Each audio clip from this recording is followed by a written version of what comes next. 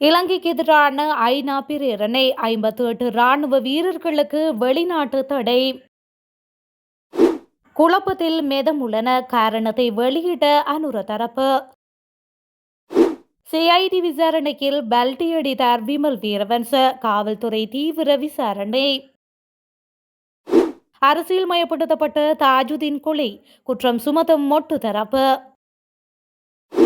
Easter தாக்குதல் சூத்திரதாரி நாங்கள் அப்படி கூறவே இல்லை, கைவிரித்தது அரசாங்கம். சர்வதேசம் தலையிட தேவையில்லை, அடம்பிடிக்கும் அமைச்சர் நலிந்த. பிமலிடமிருந்து பறிக்கப்பட்ட துறைமுக அமைச்சு பதவி விளக்கம் அளித்த அரசாங்க தரப்பு. ரணிலுடன் இணையும் சஜித் பிரேமதாச எதிர்க்கட்சி தலைவர் யார்? எட்டப்பட்ட முக்கிய உடன்பாடுகள்.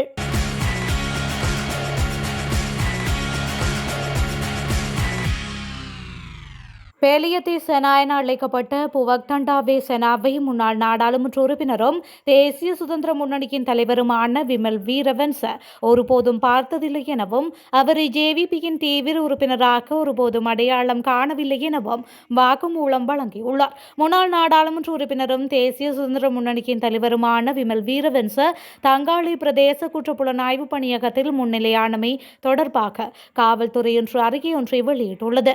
கைது செய்யப்பட்ட செனா அல்லது புவக் தண்டாவே செனா என்ற நபர்கள் தொடர்பில் விமல் வீரவன்ச அளித்த வாக்குமூலம் தொடர்பாக ஆரம்பிக்கப்பட்ட விசாரணையின் காரணமாக அவரிடம் இந்த வாக்குமூலம் பதிவு செய்யப்பட்டதாக குறித்த அறிக்கையில் தெரிவிக்கப்பட்டுள்ளது.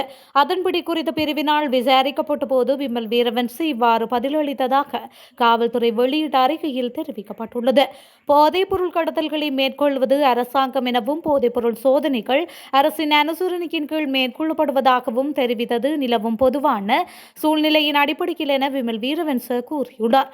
பெலியதை செனா எனப்படும் புவக் தண்டாவே செனா என்பவர் போதைப்பொருள் கொண்டு வந்த படக்கின் உரிமையாளர் என கூறியது அப்போது ஊடகங்கள் வெளிப்படுத்திய தகவல்களின் அடிப்படையிலேயே எனவும் தெரிவித்துள்ளார். கடந்த உள்ளூராட்சி தேர்தலின் போது ஜனாதிபதி அந்த பகுதிக்கு பயணம் செய்த போது புவக் தண்டாவே செனா என்ற வீரசிங்க சரத்தின் வீட்டிற்கு வந்து உணவு அருந்தவில்லை, மாறாக அவர் அந்த பகுதியில் உள்ள ஒரு ஹோட்டலுக்கு வந்து உணவு அருந்தினார் என்பதை அவர் அறிந்ததாக கூறியுள்ளார்.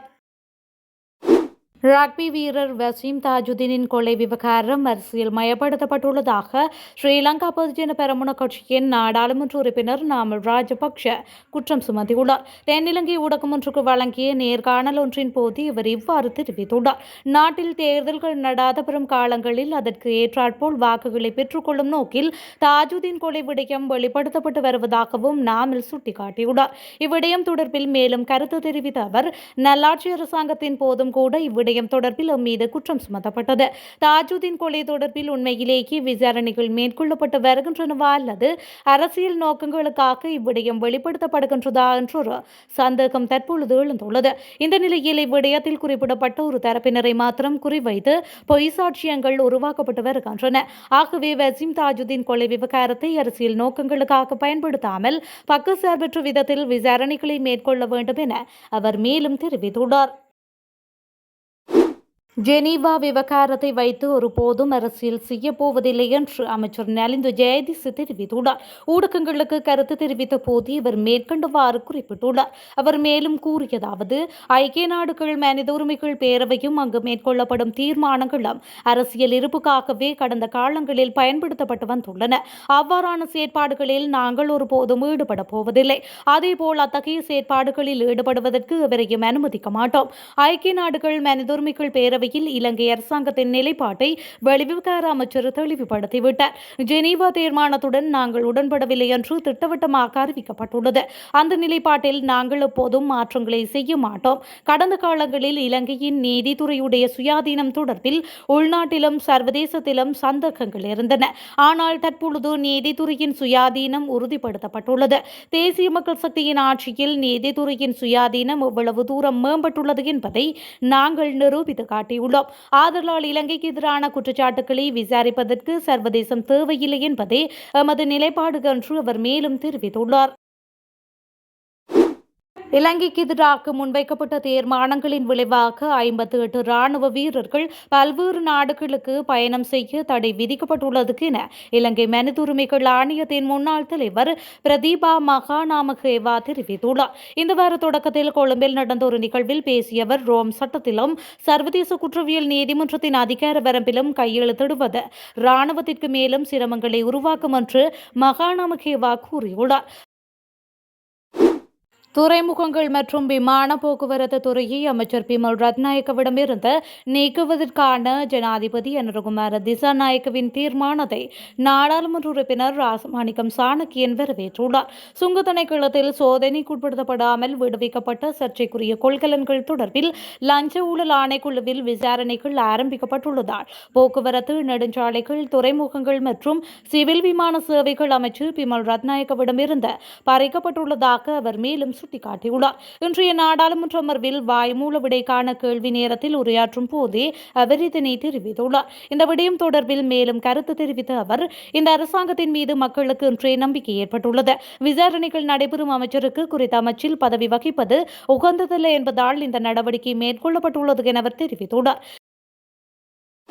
உயர்மட்ட குழுவில் விவாதிக்கப்படாத ஒரு செய்தி தொடர்பாக நாடாளுமன்ற உறுப்பினர் ஒருவர் ஊடகங்களுக்கு தவறாக அறிக்கையை வெளியிட்டுள்ளதாக அமைச்சர் விஜித கீர தெரிவித்துள்ளார்.